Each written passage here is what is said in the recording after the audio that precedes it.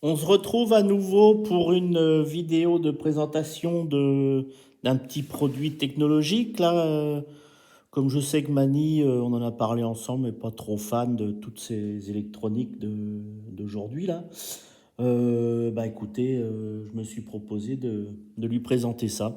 Donc là, c'est un système de comptage, je vais dire grand public, pour, par exemple, moi je fais pas de compétition hein, du tout, mais je m'entraîne quasiment tout seul sur les circuits FFVRC là, comme où il y en a dans toute la France là, qui sont homologués pour les compétitions. Et donc bah, j'y vais en semaine, souvent le matin, pour pas qu'il y ait trop de monde, etc. Quand il fait beau quoi, ou même quand il pleut. Hein, c'est fait pour rouler nos voitures, hein, c'est pas fait pour rester dans le, enfin bref. Et donc voilà, donc je vais vous faire une petite présentation. Donc ce modèle là s'appelle le Lap Monitor. C'est un truc qui est vendu dans le monde entier, mais le mec est à côté de chez nous là. Il habite Assigné, à côté de Rennes. Il est dans la banlieue rennaise. Et donc super sympa, Franck, que bah, je suis allé régulièrement le voir.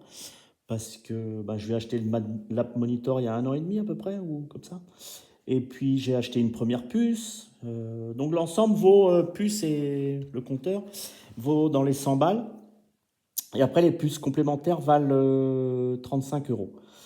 Donc voilà, c'est pas excessif non plus. Et bah, moi j'ai équipé chaque voiture de sa petite puce.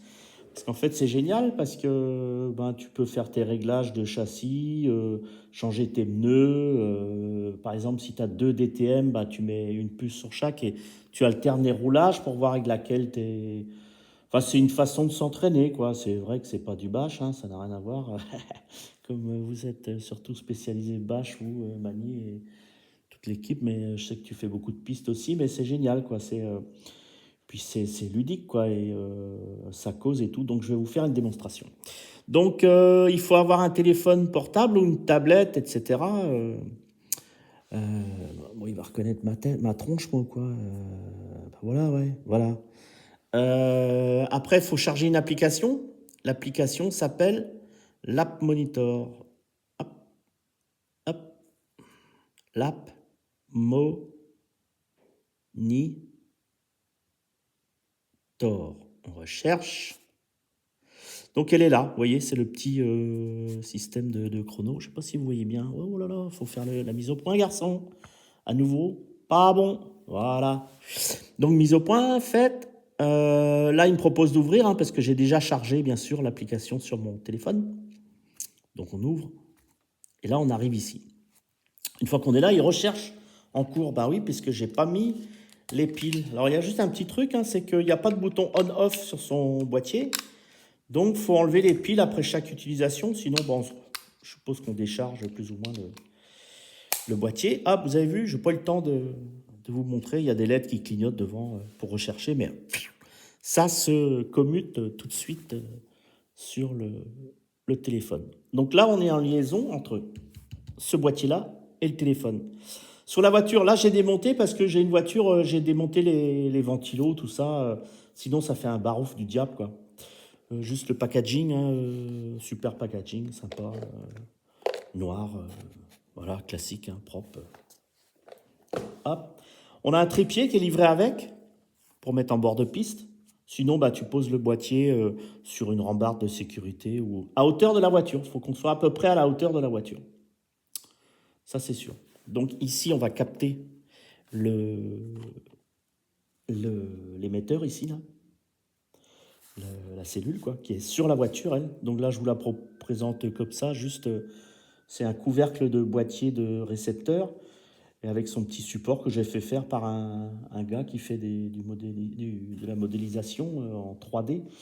Donc c'est EJM 3D, quelqu'un de super sympa qui fait toute forme de support qui domine vraiment la 3D, quoi.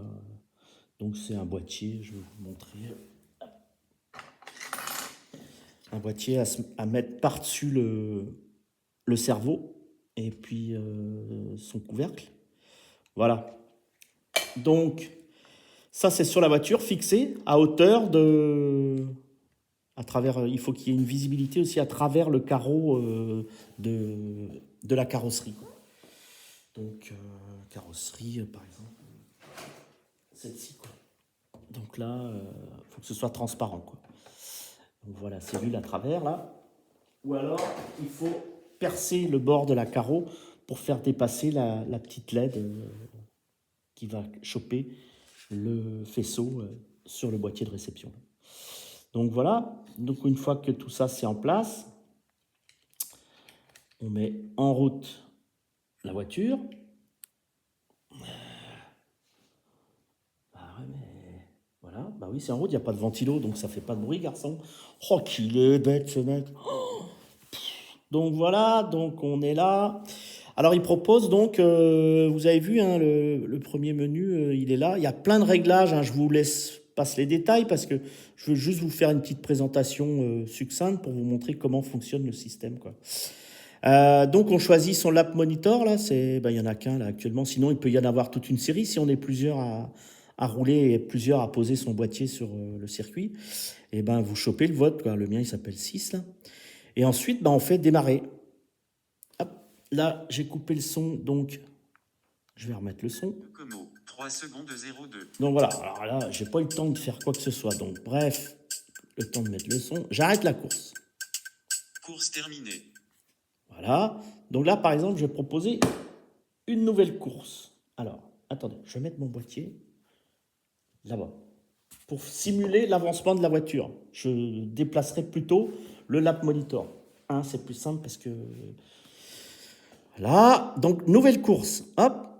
Donc là, vous voyez, j'ai 3 puces, mais j'en ai acheté une là pour ma Genius 1.8. Là, j'ai ma Yokomo et là, j'ai mis Schumacher. Je l'ai mis en français parce que sinon, il ne comprenait pas comment lire Schumacher écrit en allemand là. Donc j'ai mis Schumacher. Donc voilà, bah là je sais pas laquelle c'est. Donc je fais démarrer la course. Donc voilà. Hop, là il a déjà chopé le... Yokomo, 3 secondes 01. Vous voyez, Yokomo, 3 secondes 81. Yokomo, 3 secondes 74. Yokomo, 3 secondes 01, meilleur tour. Yokomo, 3 secondes 49. Yokomo, 3 secondes 01. Course terminée. voilà, donc vous avez eu un aperçu rapide. Et donc, mais c'est pas facile quand on est en bureau comme ça. Donc, le but, donc, c'est de se mettre prêt à démarrer la course. On met la voiture à 10 mètres, par exemple, du lap monitor. Et puis, quand on passe devant, il y a un coup de klaxon qui sort du téléphone. Et puis, on sait que la course a démarré. Et à chaque tour, on a notre temps au tour.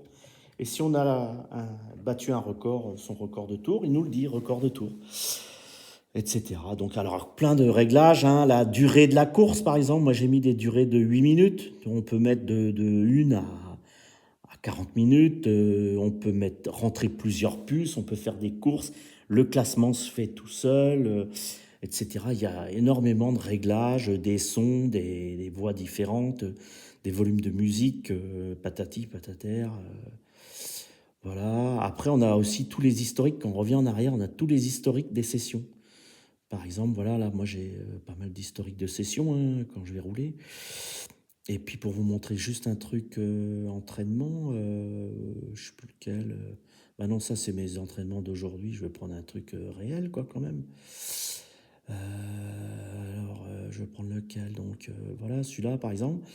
Donc ça c'était le 7 mai dernier à Châteaubourg. Donc j'ai fait 34 tours avec, on clique dessus, hop, et là on va avoir tour par tour, tous ces temps, tour par tour, avec le cumul chronométré. Et puis voilà, donc j'avais fait 34 tours. Le meilleur tour c'était le 16e en 13,57. Le temps moyen 14,46. Après on peut exporter vers des collègues, si on a des collègues qui roulent, si on roule ensemble, on peut envoyer nos tableaux le soir, etc., etc., etc. Donc voilà, on peut rentrer jusqu'à 80 pilotes ou je sais pas combien là-dedans. Il y a des numéros de puce, quoi. Voilà.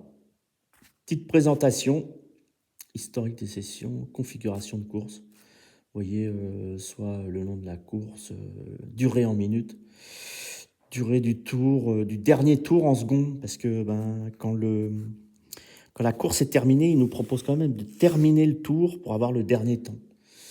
Voilà, bref, plein de choses possibles, quoi. Voilà, c'était la présentation du Lap Monitor.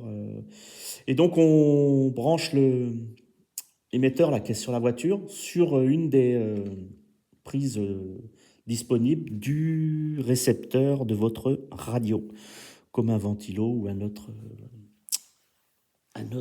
élément électronique de la voiture, quoi. Voilà, allez, à bientôt!